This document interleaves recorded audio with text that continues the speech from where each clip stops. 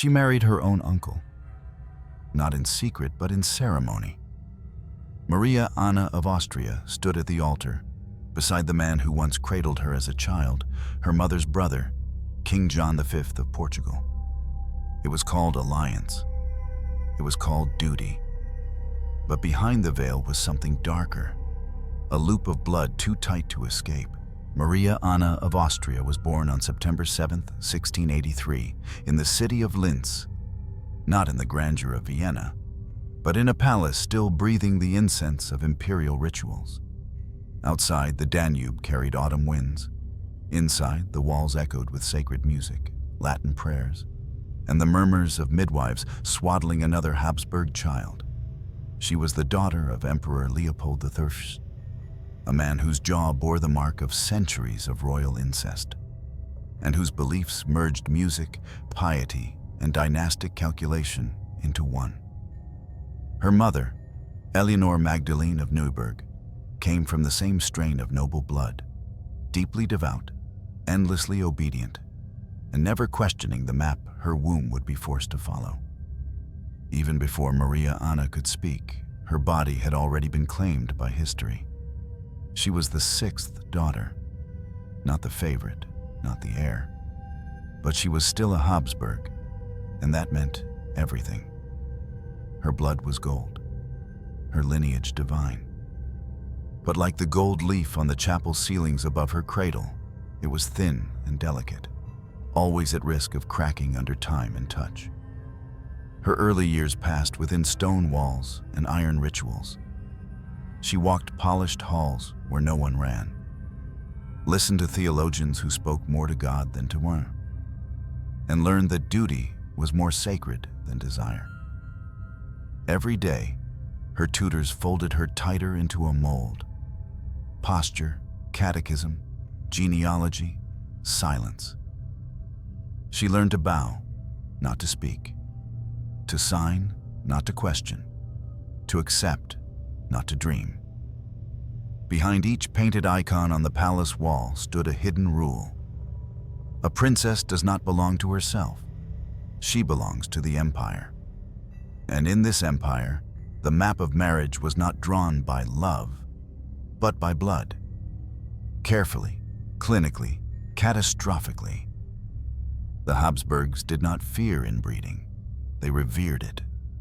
They folded their family tree inward like a scroll, linking cousin to cousin, uncle to niece, aunt to nephew. This was not seen as danger, but as destiny. Their goal was simple: to keep power inside and strangers out. Maria Anna, even as a child, was never outside this pattern. Her future was inked before she ever picked up a pen.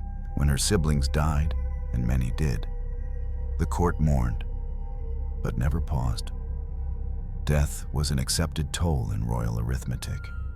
Of her 16 siblings, more than half would not reach adulthood.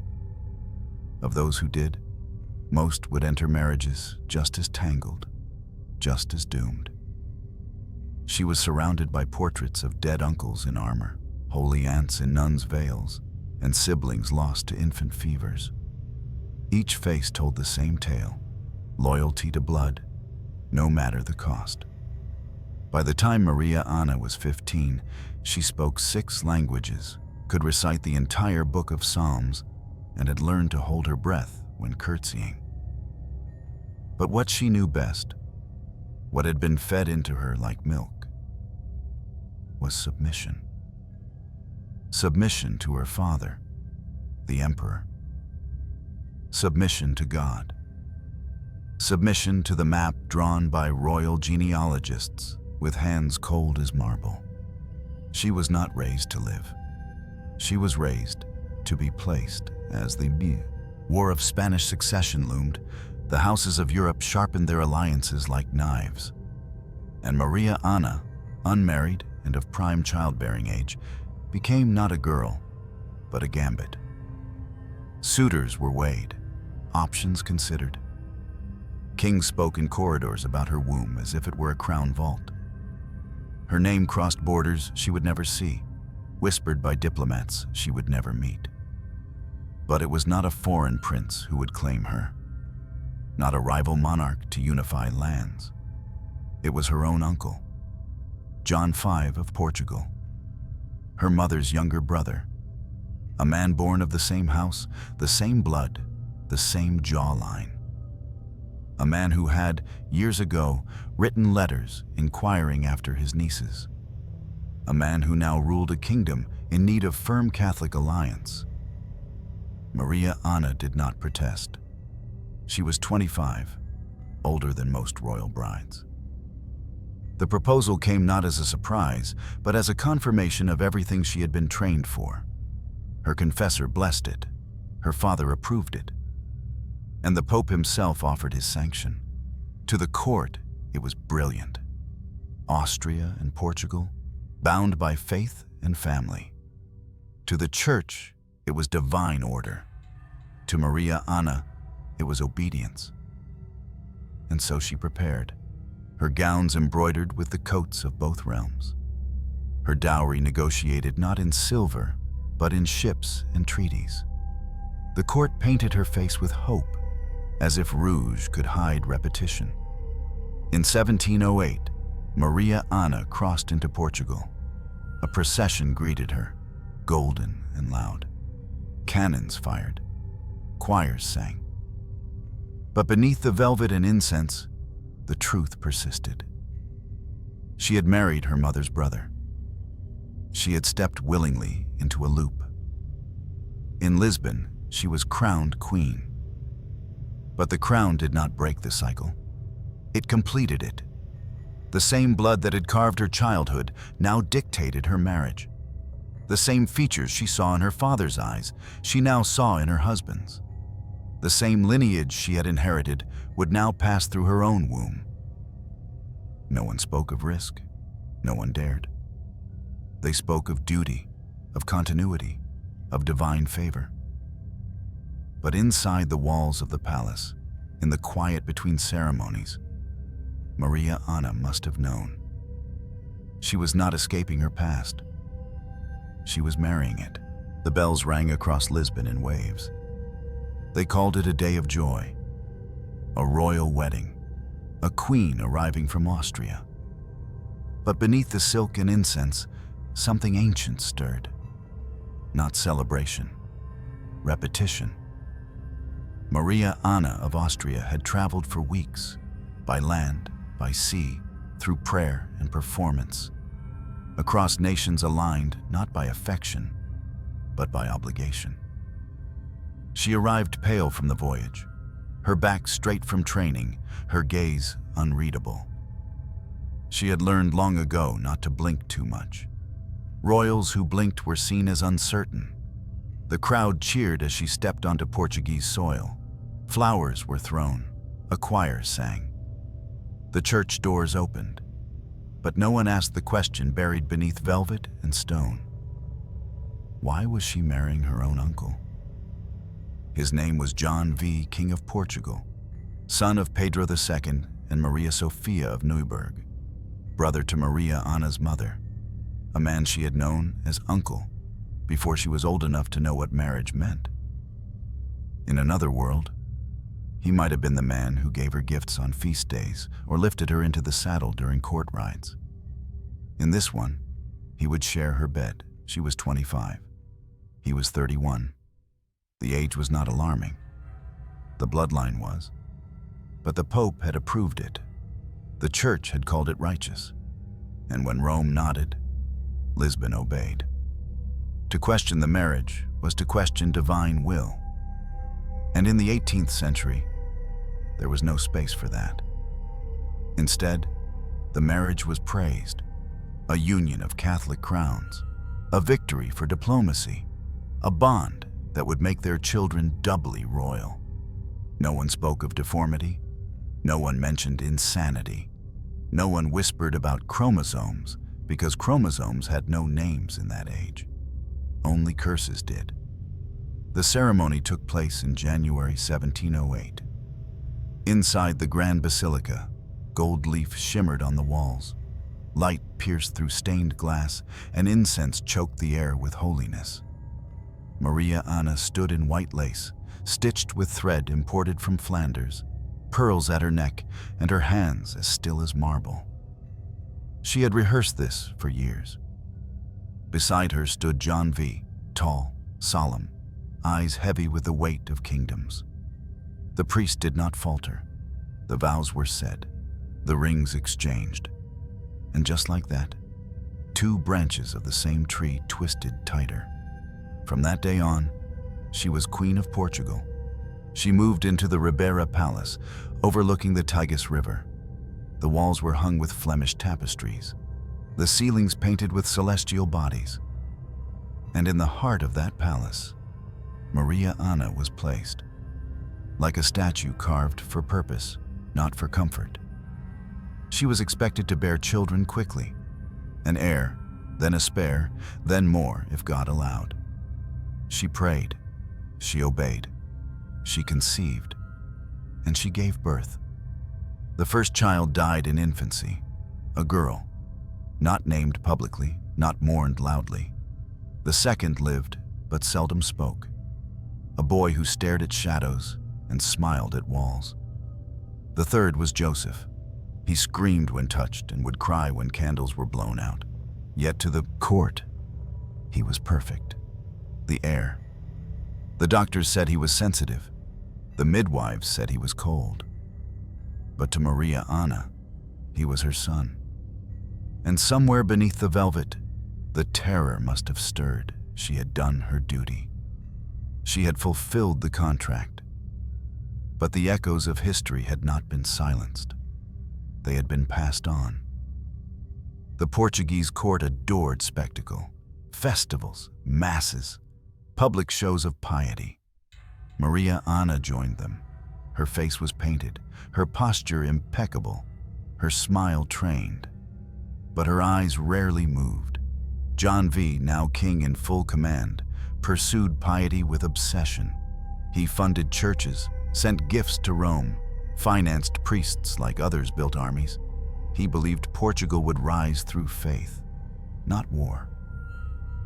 Maria Anna followed his lead, not because she agreed, but because resistance was not written into her bones. The court marveled at the couple's devotion, their unity, their closeness, but no one called it what it was: incest wrapped in liturgy, a bloodline twisted in on itself, held up by gold and denial. They attended Mass together. They dined together.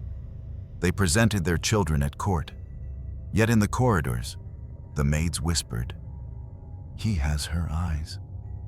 No, her father's eyes. Then his own. The whispers never reached the throne, but they lived in the shadows. The longer Maria Anna remained in Portugal, the more she disappeared. Her letters home became sparse, her appearances choreographed, her pregnancies watched like a public performance. When she miscarried, twice, no bells rang. When she grew pale, it was called devotion. When she wept behind the curtain, it was ignored. She had not married for love. She had married for empire. And now she lived as part of a system that devoured the women it dressed in lace. The children continued to arrive. Some lived, some did not. One suffered from seizures, one limped, one never spoke again after a fever. But no one blamed the blood. To do so would be to indict the entire dynasty. The church praised the couple. Rome wrote letters of approval. Priests declared the royal offspring divinely favored.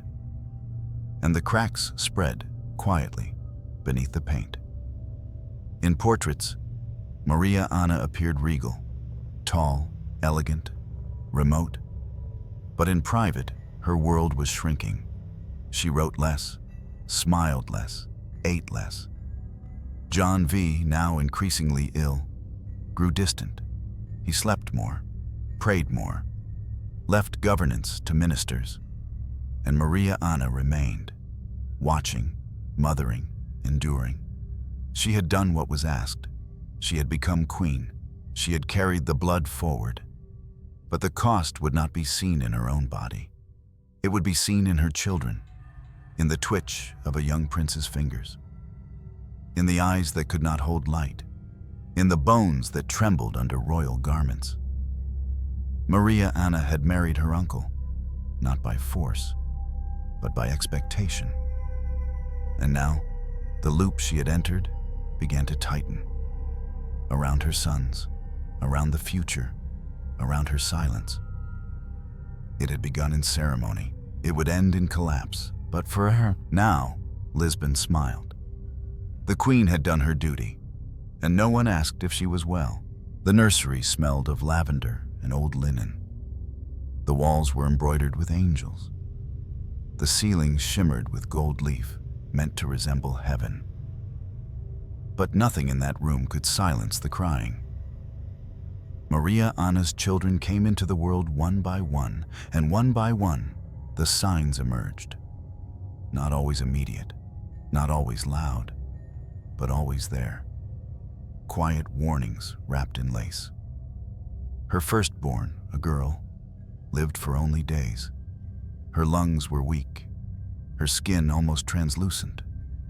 The priest baptized her in haste. By morning, the cradle was empty. They said it was God's will. They always said that. Her second child survived, a boy. He breathed easily and fed well, but as weeks passed, he didn't follow voices. He didn't reach for toys. His gaze stayed fixed on corners of the ceiling, as if something only he could see hovered above them all. At first they called him dreamy, then delicate, then peculiar. No one used the word broken, but it floated under every diagnosis. Doctors came, monks prayed. Maria Anna held him longer than she was allowed to. When he giggled at shadows, she pretended it was joy. Then came Joseph, born in 1714, the heir, the future. The midwives smiled. The court rejoiced. The bells rang. He looked normal. He weighed enough. His cry was sharp, strong. Everyone exhaled. But not for long. As a baby, Joseph startled at sound. As a toddler, he screamed if the window shutters closed too fast. He clung to corners, hid under tables, shrank from mirrors. By age 6, he had learned to read but refused to speak when spoken to. He hated crowds. He despised noise. He asked strange questions. He grew pale in rooms with too much light. They said he had nerves. The court physicians recommended calming herbs, isolation, less stimulation. A priest advised confession. An apothecary offered mercury. Maria Anna said nothing. In public, she sat straight beside him during ceremonies. In private, she watched him pace his chamber at night, whispering Latin prayers backward, clutching his rosary until his knuckles turned blue. He feared bells. He hated music. He began to cover mirrors with cloth. And still, they called him brilliant, because he had to be, because there was no one else. Maria Anna had other children. Some lived briefly, then died before their names could be recorded on monuments. Others lived longer, but were never right. One daughter spoke to birds and wept when touched. Another never smiled. The court called it divine mystery. The church said God had plans. The Habsburgs refused to speak of fault. But Maria Anna saw it. In their hands, in their posture, in the way Joseph flinched when the crown was polished near him. She kept the nursery quiet. Candles instead of chandeliers, velvet instead of mirrors. She taught them to kneel longer than necessary, to stay silent when confused, to nod even when terrified. They learned not to speak of pain. They learned to tremble in private. At state banquets, Joseph sat in silence. He drank little, ate less. His eyes darted from guest to guest as if he expected betrayal at any moment. He avoided his father's gaze. He gripped his mother's sleeve until her arm bruised. John V. insisted he was strong. Maria Anna remained silent. Behind the throne, Physicians kept notes. One wrote, "The prince displays signs of holy sensitivity." Another, more honest, wrote, "He fears reflections. He weeps when alone." Still, the court celebrated him. They painted portraits that softened his jawline, that brightened his complexion. They called him the future of Portugal, the blessed child of two thrones. But Maria Anna saw the tremor in his fingers. She noticed how he flinched when the bells rang for Mass, how he could not remember names, how he whispered to invisible companions when the nights grew long. She prayed harder. She stopped writing to Vienna. She refused new tutors. And still, the pattern repeated. Each child carried echoes of something older, something unspoken, something tangled in blood and carried through wombs not designed for choice. The Habsburgs had built their legacy on loops, loops of family, of doctrine, of silence. And now, those loops had coiled around the minds of children. No one could explain it. No one dared suggest inbreeding, so they offered saints. Maria Anna took her children to relics. She fasted beside them. She wept in cathedrals. But nothing changed.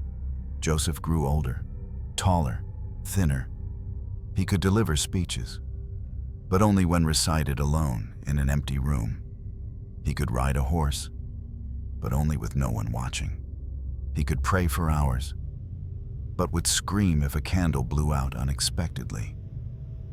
Maria Anna remained at his side, always one step behind, always watching.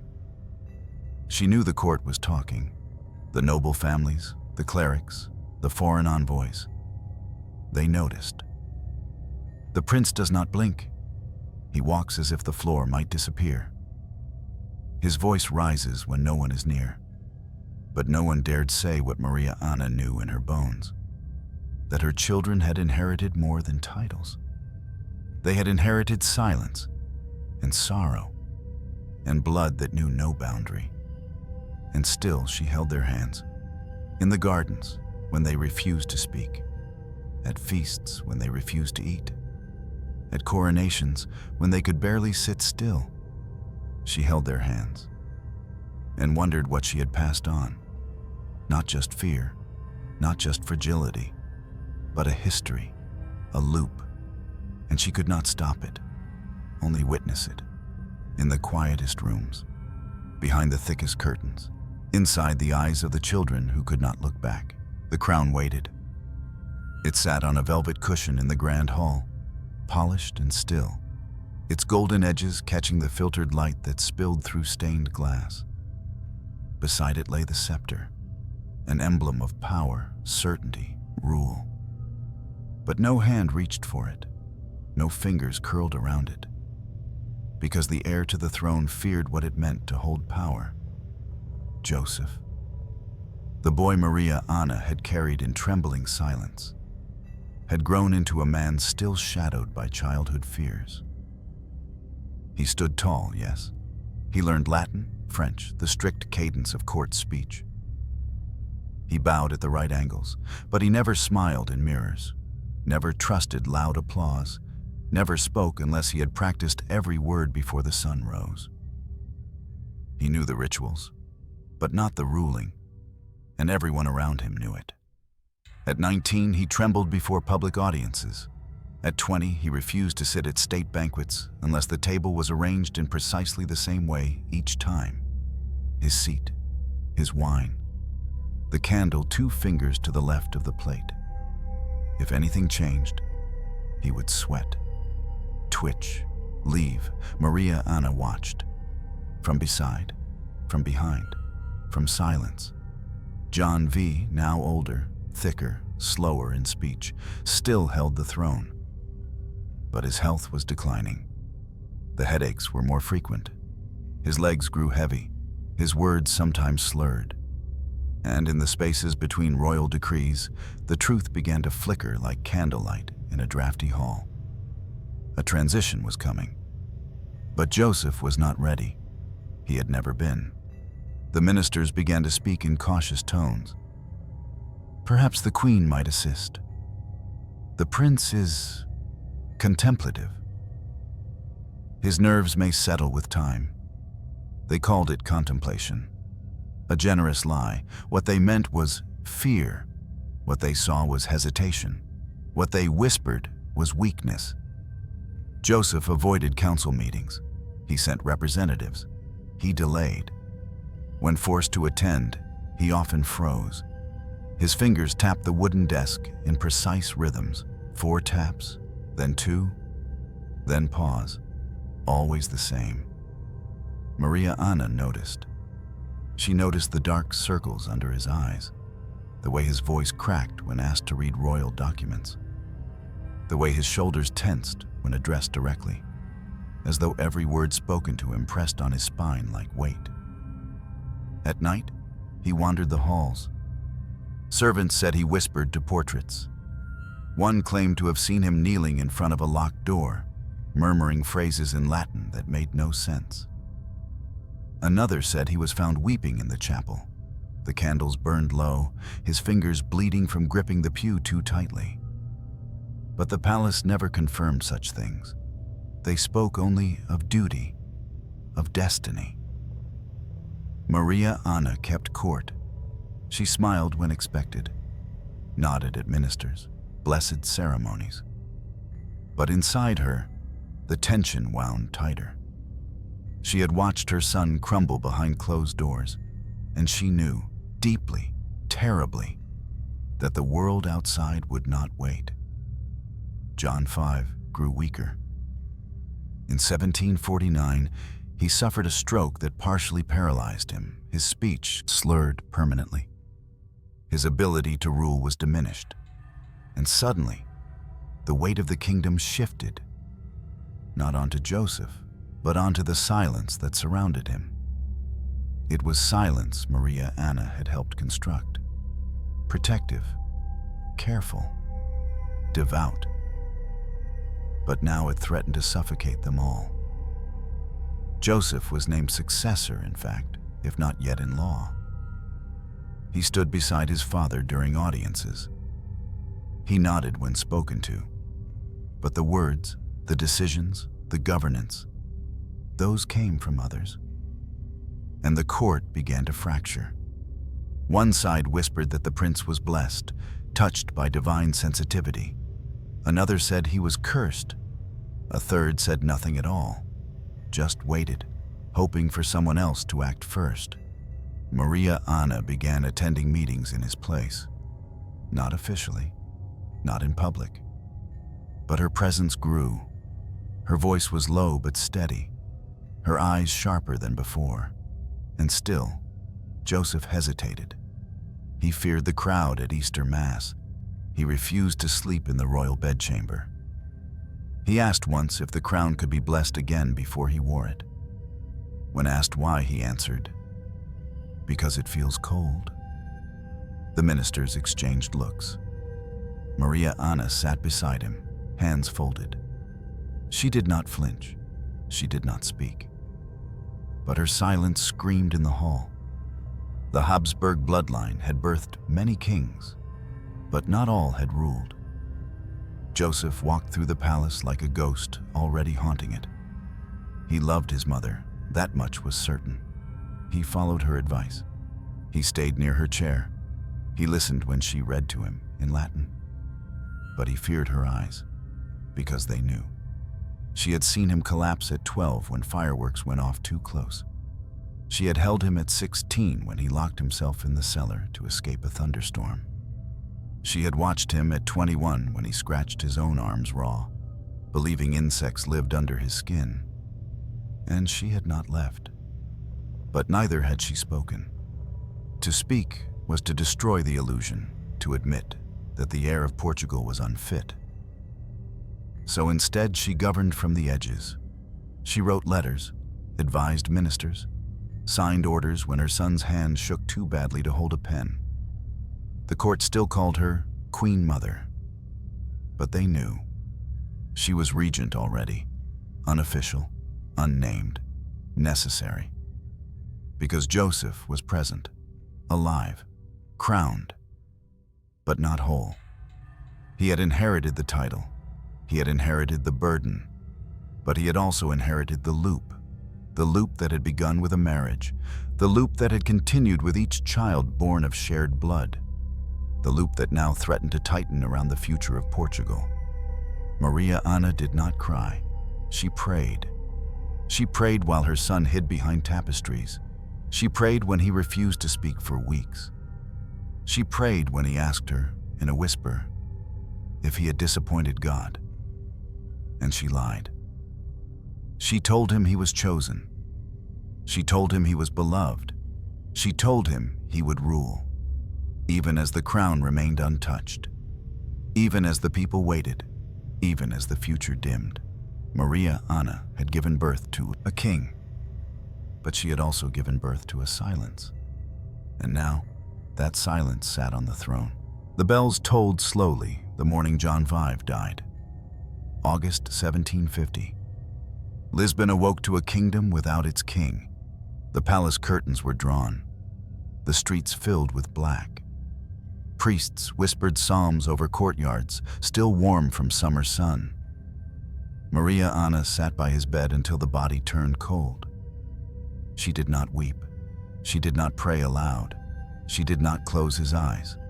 She simply watched, not out of hatred, not even sorrow, but exhaustion. He had died as he had lived, slowly, wrapped in ceremony, surrounded by silence. And now the crown passed to Joseph, or rather, around Joseph, because he could not speak at the funeral, because he would not walk behind the coffin, because the light in his eyes, already faint, seemed to flicker with fear too strong to be hidden anymore. So the court turned to her, Maria Anna of Austria, now Queen Dowager, mother of the king, widow of the dead. The regency was immediate. She did not ask for it. It was not voted. It was not questioned. It was simply placed in her hands, or rather, placed upon her shoulders. A queen again, but with no voice of her own. They let her sign decrees, but someone else wrote them. They let her meet ambassadors, but someone else chose the words. They let her smile in portraits, but someone else held the brush. She had become the regent of Portugal. And yet, nothing she said truly moved, because power had no single body. It split between court factions, between the church, between foreign influences, between fear and necessity. The priests surrounded her. The nobles whispered. Her son hid. And in the middle stood Maria Anna, upright, proper, perfectly composed. She had ruled a palace of children. Now she ruled a court of shadows.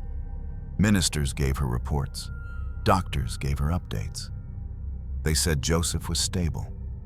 They said he needed quiet. They said governance was too loud for him. So she obeyed, as she always had. She attended meetings. She nodded to bishops. She hosted foreign guests.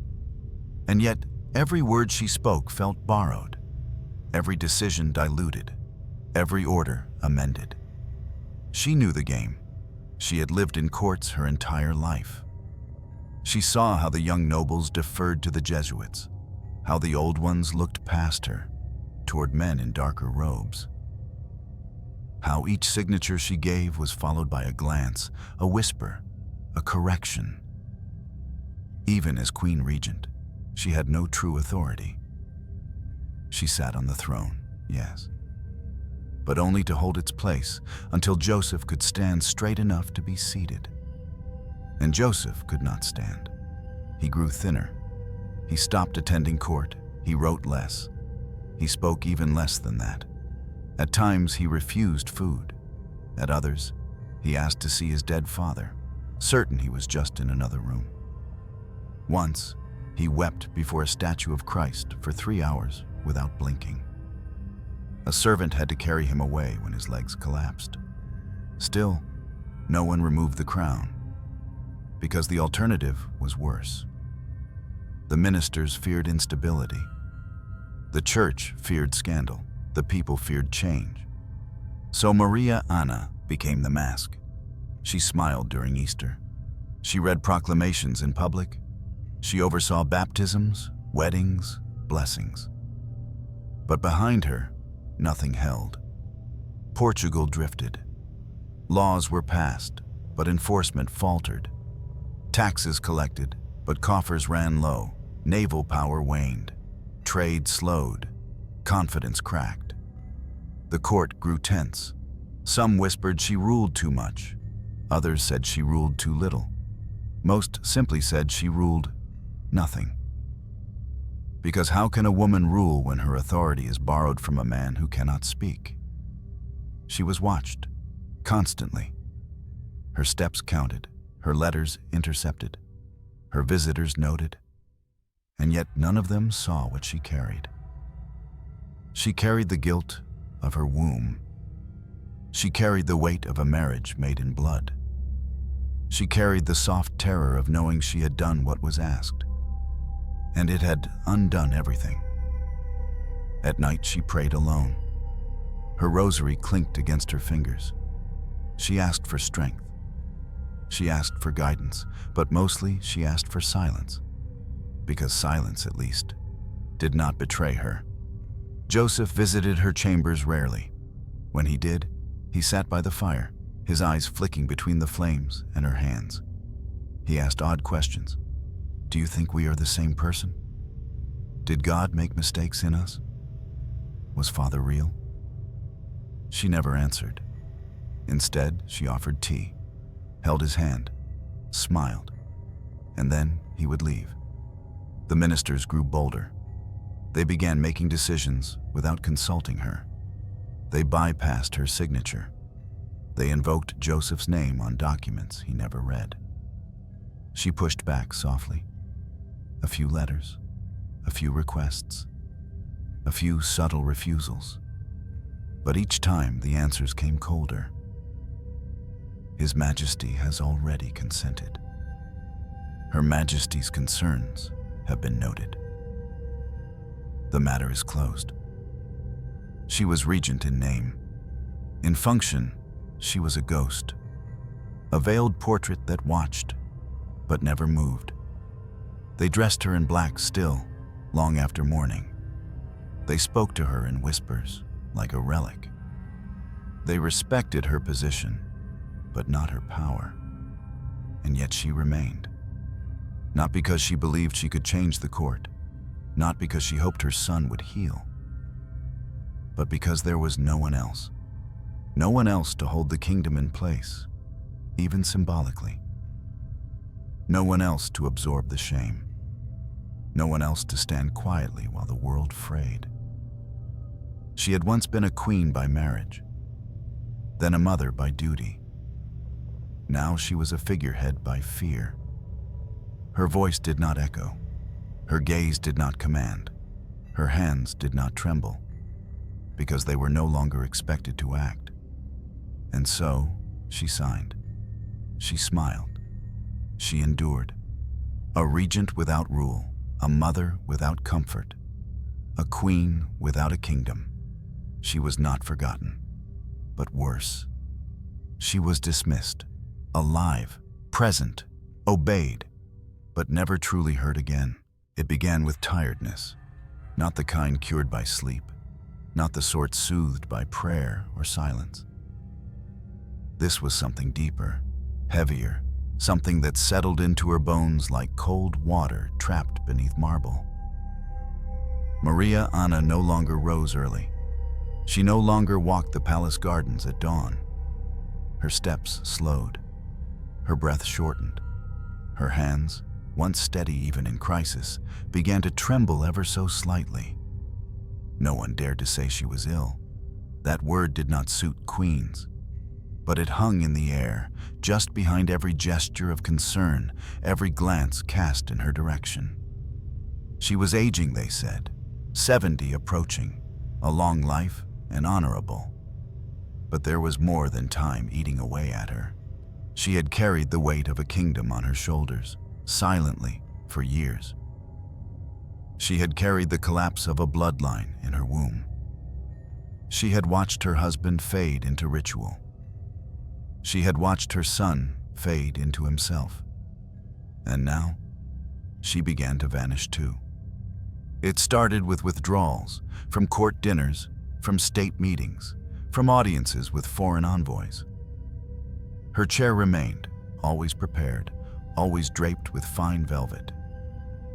But it sat empty more often, and when she did appear, she spoke less.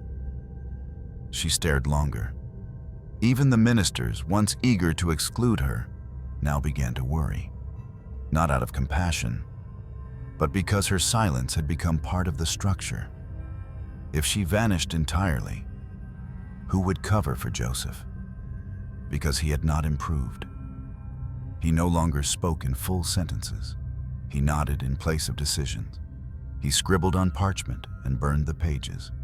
At times, he mistook servants for priests. At other times, he refused to acknowledge his name.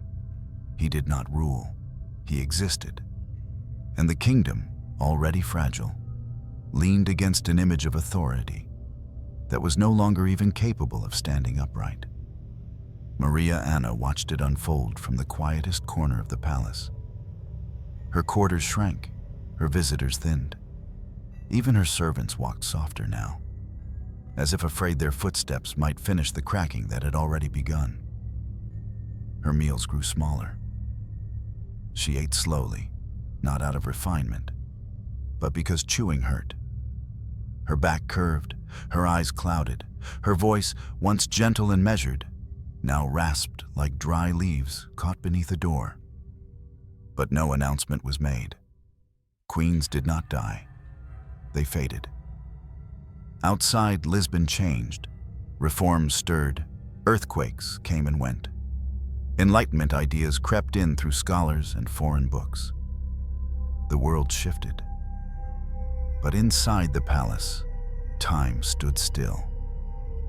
Maria Anna moved through rooms like a shadow. Her black gown brushing against marble that no longer knew her weight. She kept her rosary by her bed, the same one she had gripped on the night of her wedding, the same one she had held during each labor, the same one that lay forgotten beside her plate at the last Christmas Mass she attended publicly. It had worn smooth with use, like her. Her court grew quiet, the faces around her blurred. Her ladies-in-waiting aged beside her, the younger ones replacing the old, without ever fully announcing the change. Doctors came more often now. They spoke in Latin. They left quietly. The records do not mention a specific illness. They list no disease, no crisis, no fever that marked the beginning of her end. They simply say she declined, as if her body, like her son's spirit, had chosen to retreat, as if the blood had run its course, and now the vessel could close. Joseph visited her room occasionally, always brief, always odd. He would sit, uninvited, and stare at the floor. Sometimes he asked her if he still breathed correctly. Sometimes he recited the same prayer over and over until she closed her eyes to block it out. Once, he touched her hand and whispered, "You're still here. I thought you weren't." She did not respond. What could she say? That she too had started to wonder? That she too felt like a ghost wandering halls built for people who no longer existed? That she too feared mirrors? She had watched her body change, watched her fingers grow stiff, watched the rings she once wore fall loose, watched the lines on her face deepen like cracks in stone, not from vanity, but from time tallying its quiet victories. And as she faded, so did her world. The priests grew louder, the ministers bolder. The young courtiers, born long after her arrival in Portugal, no longer bowed quite so low. They referred to her in the past tense. Even when she stood in the room, she became ceremonial, a presence, a relic, a name printed on paper but absent from the breath that read it aloud. And And Joseph, her son, the king, no longer recognized her face in portraits. He once asked why she was always depicted with a candle. There was no candle. He had simply forgotten what her face looked like in the light. Maria Anna knew the truth. Her body was following the same path as the legacy she had tried to preserve, vanishing not with violence, but with distance, not with screams, but with whispers, not with fire, but with silence. And perhaps in the end, that was fitting. She had been born from a dynasty that looped too tightly, that prized blood over breath, that passed down more than just names. It passed weakness and sorrow and the inability to change. She had married her uncle. She had carried his children. She had buried most of them. And she had watched the one who lived slowly disappear behind the title of king. Now, she too prepared to leave. Not through grand ceremony, not through public mourning, but slowly, quietly, the same way she had ruled, the same way she had endured, the same way she had vanished from history before she was even gone. A queen without power, a mother without rescue, a woman whose body bore the cost of a lineage no longer able to breathe. And still, the court moved on, as if nothing had been lost, as if she had never really been there at all. History doesn't always speak in thunder. Sometimes, it murmurs through the bones of children. After Maria Anna retreated from court life, the palace did not fall silent. It echoed, softly, persistently, with the sound of inherited fragility. Her grandchildren came into the world not with shouts, but with warnings. Crooked limbs, nervous hearts, eyes that did not focus, hands that did not still. No one said the word mutation. No one would have known how. But the signs were there. Her daughter Barbara married Ferdinand VI of Spain, another cousin. Their marriage produced no children. She was frail, sensitive, often unwell. When Ferdinand died, Barbara followed within months. Her body gave up, quietly, as if it had been waiting for permission. The physicians wrote melancholy. But the court knew better. Something in her had always trembled. Another grandchild, Infante Peter, walked with a limp from childhood. His tutors noted difficulty in focus. His letters were erratic, often unfinished. Yet he was declared fit enough, which meant fit to marry another close cousin. In the next generation, epilepsy returned. Infertility became common. Madness, once whispered only behind velvet drapes, now made its way into letters, journals, and the worried eyes of royal advisors. Still, no one blamed the marriages. No one blamed the blood. They blamed God, or bad air, or sin. The Jesuits wrote treatises on divine punishment. The doctors bled their patients, applied leeches, administered mercury. The ministers prayed for deliverance. But the sickness was not in the heavens. It was in the veins. Maria Anna's name faded from official discourse, but her influence did not. She had been a bridge between Austria and Portugal, between past and present, between theory and consequence. And through her, the loop tightened again. The dynasty had not just repeated itself, it had turned inward so completely that there was nowhere left to go. One noble wrote of the young princes, "They are pale, like candlelight at dawn, and some flicker when you look too closely."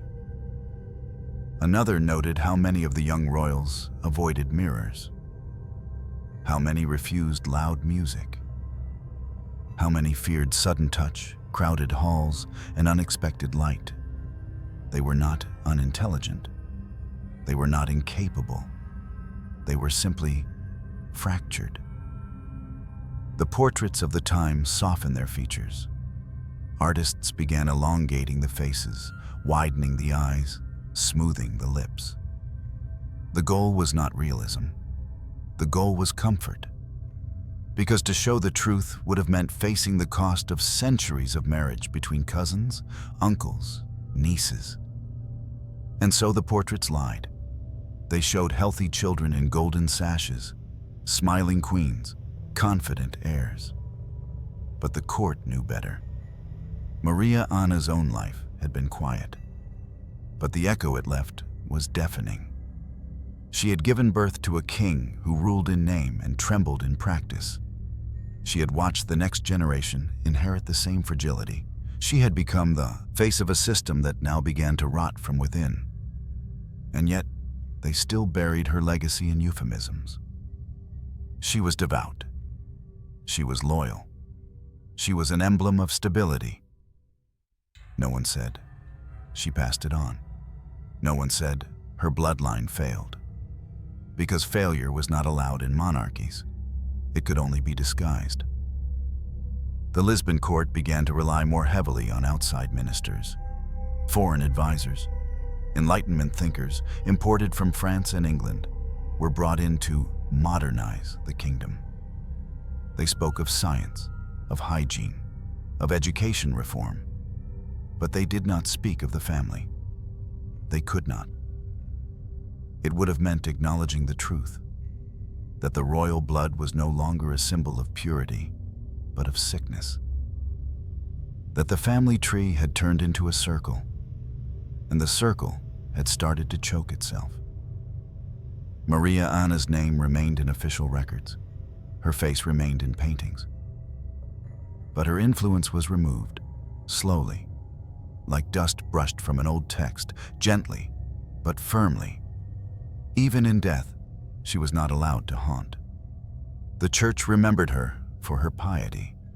The crown remembered her for her regency. The historians remembered her for being there. But her greatest legacy lived not in books, but in the bodies of those who came after. In the stutters of young princes, in the thin wrists of princesses, in the trembling hands of future kings. A new generation was born, but they did not thrive. They endured. And the loop, what had once been a strategy, was now a curse. You could see it in how slowly their children learned to walk. You could hear it in how rarely they laughed. You could feel it in the air of the palace, thick with unspoken fear. Maria Anna had not chosen the pattern, but she had continued it. She had obeyed. She had married the man they told her to marry. She had borne the heirs they expected. She had served the dynasty until her body broke beneath it. And now, the dynasty wore her choices like bruises. There were talks, eventually, of marrying outside the house, of fresh alliances, of new blood. But by then, the damage had been done. The line of succession had grown weaker, not stronger. The thrones were more ceremonial than sovereign.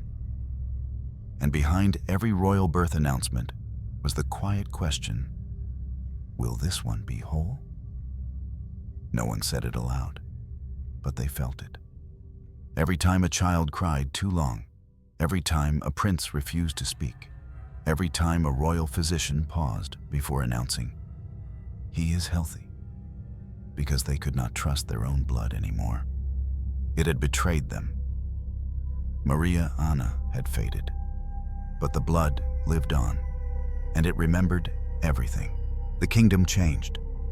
Streets widened, books multiplied, ships grew faster, carried more, reached farther. Ideas no longer traveled only through pulpits and royal messengers. They leapt across pages, lit minds, stirred questions. But she remained. Maria Anna, once at the center of dynastic ambition, now lived as a whisper inside stone walls. Outside, Portugal stretched toward the Enlightenment. Inside, her world narrowed into a corridor of flickering candlelight, closed shutters, and silence. There were revolutions, intellectual, economic, philosophical, but not hers. Her quarters in the palace remained untouched, a time capsule of an older age, dark wood furniture, tapestries fading into blue-gray shadows, a crucifix worn smooth by uncounted prayers. No instruments of science hung there, no maps of trade routes, no treatises of progress, only the past. She received letters sometimes, some from Vienna, others from distant relatives, but she answered fewer with each passing year. Her handwriting had thinned. Her thoughts stayed buried beneath layers of ritual. The Jesuits still visited. They spoke of sin, of redemption, of destiny. She nodded, always, but seldom spoke. What was left to say? Her name appeared in court documents, occasionally, formally, distantly. The Queen Dowager, Her Majesty the Regent. But by then, power had shifted elsewhere. To ministers who invoked God less often and reason more. To men educated in Paris and London. To voices that used words like liberty, natural order, and the common good. They did not speak of her, because she belonged to a different time. She had not been raised for change. She had been trained to uphold, preserve, endure. Her education had prepared her to kneel before altars, not before inquiry. Even when Lisbon burned in 1755, flattened by an earthquake so violent the churches cracked open and the sea rushed into the city like judgment, she was not present. She did not stand among the survivors. She did not offer comfort from balconies. She stayed within the palace, surrounded by walls that trembled but did not fall. And she watched. Watched from windows that no longer opened. Watched from behind curtains drawn tight against the new sun. They said she wept when she heard the news. That she crossed herself again and again. That she asked if the earth had split because of the blood. No one wrote down the answer. The Prime Minister, Sebastian de Mello, later known as the Marquis of Pombal, took control of the recovery. He did not consult her. He did not wait for blessings. He cleared rubble, punished looters, rebuilt in straight lines, modernized systems. Portugal moved forward. But she remained still. A woman born before Newton's laws were widely accepted. Before Descartes had finished echoing. Before the world had decided that perhaps suffering did not always mean sin. And in this new world, her presence became an absence. Her figure, once grand in painted portraiture, now hung in rooms no one visited. The painters had already begun to soften her image, making her younger, thinner, calmer. They erased the tension from her mouth, smoothed her forehead, tucked away the years. Her real face no longer matched her image, because she had aged, not just in years, but in shadows. Her son, Joseph, sat on the throne, but remained as fragile as ever. His reign, such as it was, existed on paper, carried out by others. He still flinched at sudden noise, still avoided reflection, still whispered to himself behind closed doors. But no one removed the crown, because removing the crown would have meant admitting a mistake. And monarchies, especially ones built on centuries of faith and incest, did not admit mistakes. They renamed them, they reframed them, they buried them under incense and protocol. And they buried her too, not in a tomb, not yet, but in the way they stopped saying her name, in the way she disappeared from court paintings, in the way her voice no longer mattered, even in whispers. She became a room left locked, a hallway walked past, a title remembered only when formality demanded it. And yet she lived. She woke each day in the same bed, sat in the same chair, listened to the same prayers, watched the same sun vanish 1 inch at a time. Time passed. Ministers came and went. Policies shifted. Books were banned, then unbanned. Laws were written, then broken. The palace doors changed shape. The marble stairs cracked. But she did not change, not because she refused, but because she had never been taught how. She did not know how to speak to philosophers. She did not know how to question priests. She did not know how to read the future in the face of reason. She had been taught to follow, to obey, to endure. And so, she endured. In silence, in stillness, in the spaces where history forgets to look. Her grandchildren were born. Some died quickly. Some survived long enough to be considered fit. But the pattern continued. Nervous tics, low fertility, erratic behavior. The court stopped talking about blood. But they started talking more about fate. Because naming the truth meant breaking the story. And the story, that royal blood was sacred, that dynasties were chosen, that God anointed kings through wombs like hers, had to be kept intact. So they erased her quietly. Not with malice, not with violence, but with indifference. Maria Anna had once been the symbol of a great alliance. Now she was a footnote. She did not resist. She stayed in her rooms. She lit her candles. She traced her rosary beads with fingers that had grown stiff from time and memory. She watched the kingdom march past her windows, louder, faster, more alive than it had ever been before. And she stayed still, because that was what queens were taught to do. Be still, be silent, be symbolic, until you are not even that. She died in August, not in ceremony, not in thunder, not even in silence, because by then her name no longer echoed through the palace halls. It simply passed, like the shadow of a curtain shifting in afternoon light. Maria Anna of Austria, Queen of Portugal, Empress born, mother of a trembling king. She died on the 14th of August, 1754, in Lisbon, 71 years old. No dramatic illness was recorded, no diagnosis written down. The court physician said her health had been declining for some time. Her servants said she had slept longer each day, eaten less, spoken almost nothing in her final week. But when she finally failed to wake, no one was surprised. Death had been walking beside her for years. Polite, unhurried, patient. There was a funeral. There always was. The Jesuits handled the rites. The choir sang. The catafalque stood tall under candlelight, draped in imperial black rimmed with Habsburg gold. A few courtiers crossed themselves. A few diplomats offered condolences. But there were no crowds lining the streets. There were no bells echoing from every cathedral. There were no public tears. Because by the time she died, most of the city had forgotten who she was. Even the court spoke of her as if she had already passed years before. She was always quiet. She believed deeply.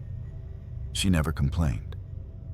But the truth, if anyone had dared to say it, was simpler and sadder. She had disappeared long before her body had. They buried her beneath the monastery of São Vicente de Fora, the traditional burial site of Portuguese royalty. A marble tomb, an inscription, nothing more. No monument in Vienna, no state commission of her likeness. Just a stone in a vault surrounded by others who had carried the same blood and passed on the same sorrow. And even the stone, eventually, faded. She had once been painted dozens of times, as a bride, as a queen, as a regent. But slowly, the portraits vanished from state walls. Some were moved to lesser galleries. Some were retouched. One had her face entirely repainted to resemble another queen. More popular, more remembered. In others, the changes were subtler. Her nose slimmed, her skin lightened.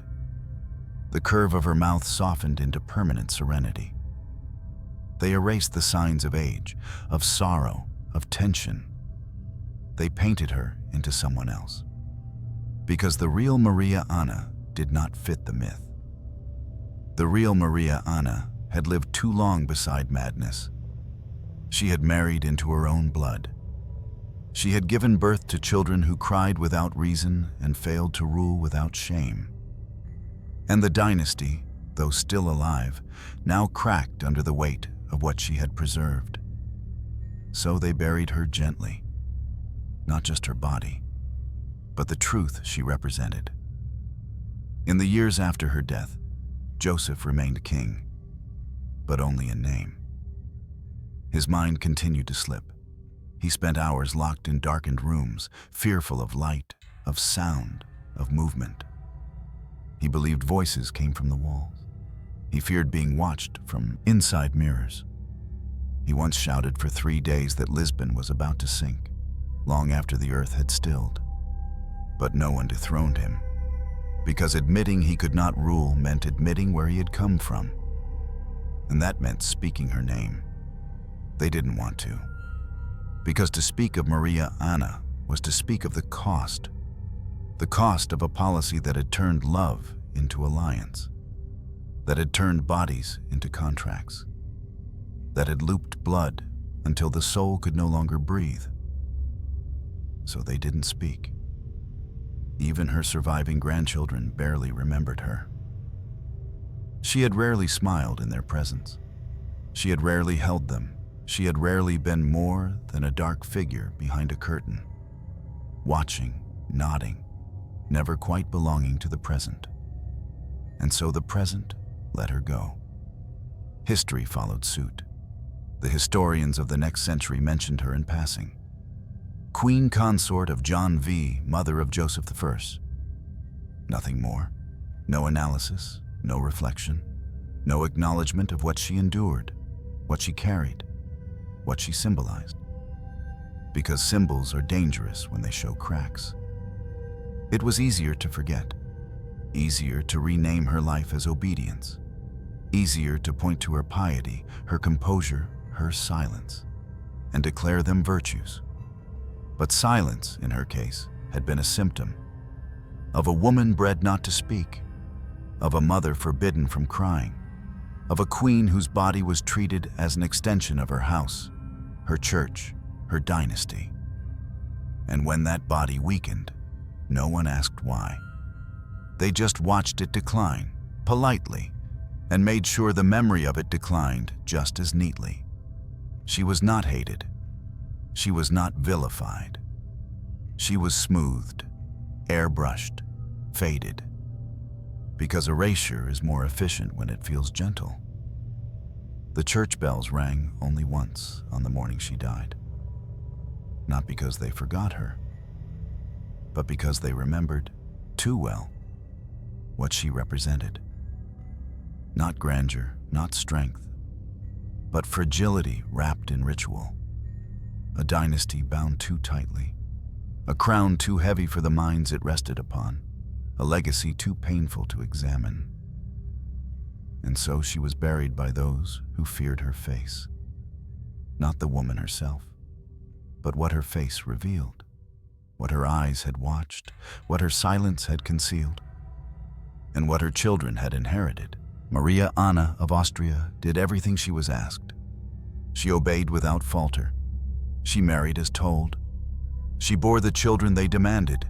She ruled when needed. She stepped back when ordered. She never resisted.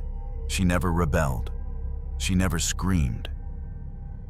But in the silence of her obedience, an empire unraveled. What happens when blood is no longer sacred, but suffocating? What happens when the royal womb, sanctified and guarded, becomes the vessel through which illness flows? Maria Anna was born from incest, married into more, passed it on, and watched it break her son. That is the truth no portrait dares capture. They called her pious. They called her noble. But behind those words was a woman trapped in a loop of duty, of dynastic logic, of silence passed from mother to daughter, from throne to grave.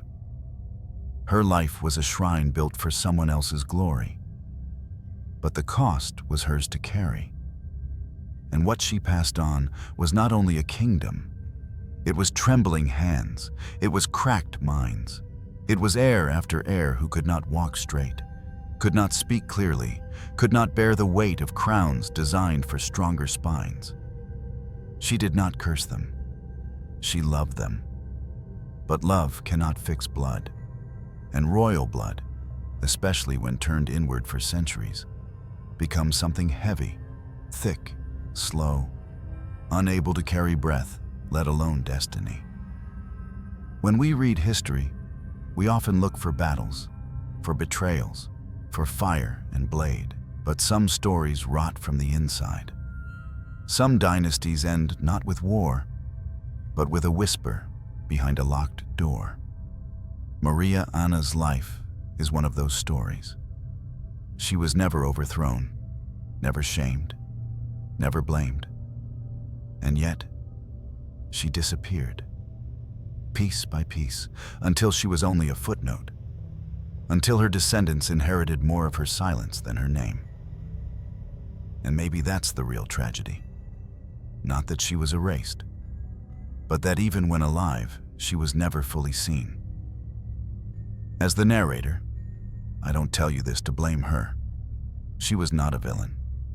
She was a mirror.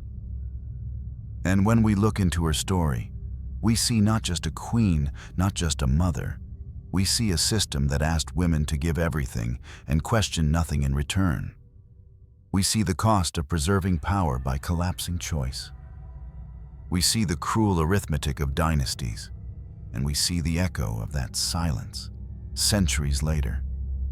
When we study portraits and find faces that don't quite smile, eyes that don't quite focus, histories that don't quite speak. Maria Anna of Austria was the daughter of emperors, the wife of her own uncle, the mother of a king who could not rule. And though history buried her gently, the blood she passed on remembered everything. It always does.